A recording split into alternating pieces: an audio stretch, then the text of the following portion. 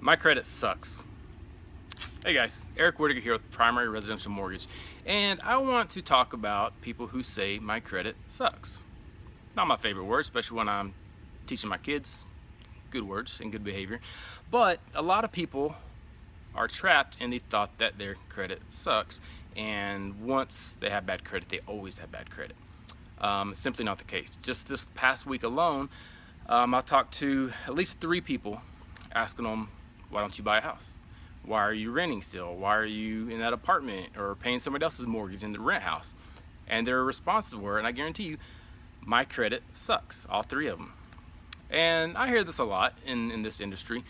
And so my next question is, okay, well, why does your credit suck? And it's always kind of the same story. Well, in college, they ran up some credit card debt, didn't pay them, now they have some collections, or there's some medical bills that didn't get paid.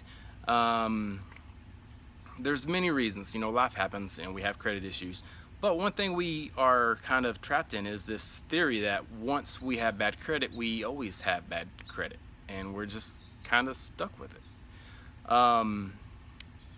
It kind of originates, I think. Let's take a little story. Let's talk about back when we're thinking about moving out of our home. Go back to your teenage years. Okay, one of 3 scenarios. One, you're 15, you're 16-year-old, and you can't wait to get out of mom and dad's house because, well, we're smart and we're ready to tackle the world.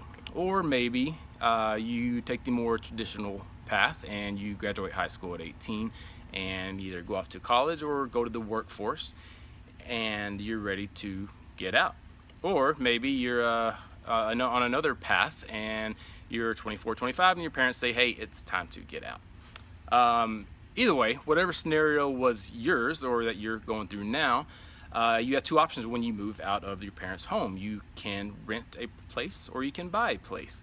And when you're first getting out, you don't know where you're going to be next weekend, much less in 2, 3, 4, 5 years down the road. So renting is usually a good option. And in your newfound freedom and while you're wandering around the deserts between the age of adolescence and adulthood, you go through college universities, part-time jobs, local watering holes. You take out credit cards because there's a great 20% discount at the Gap when you're buying clothes, and the person who asked you to take out that card was kind of cute. So you're like, hey, yeah, sure, I'll apply for a card. And you run that card up along with a nice big car payment that you probably couldn't afford, but hey, it was a good deal and you like the new car smell. And then you're going through life just fine, paying your bills, and then you know what? Life happens. You lose a job, you have a roommate move out, and you have to make some decisions and prioritize your expenses and what gets paid first, what gets paid last. And sometimes these cards go into collections, late fees.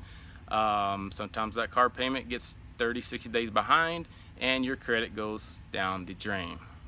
Happens to a lot of people. But like I said, just because